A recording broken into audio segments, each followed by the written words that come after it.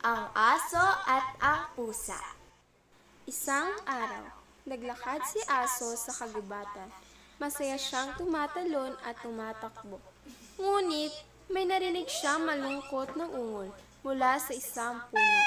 Lumapit siya at nakita si Pusa na nalilito at naiipit sa isang mataas na sanga.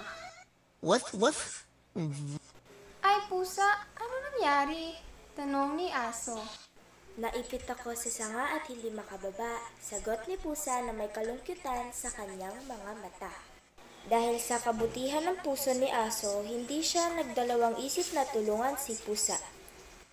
Huwag kang mag-alala, tutulungan kita, sagot ni Aso. Sa isang saglit, ibinabanan niya si Pusa na maayos at ligtas.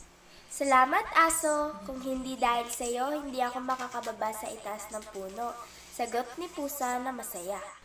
Tulungan ng isa't isa, Pusa. Walang masama sa pagiging mabait, sabi ni Aso. Aral ng kwento.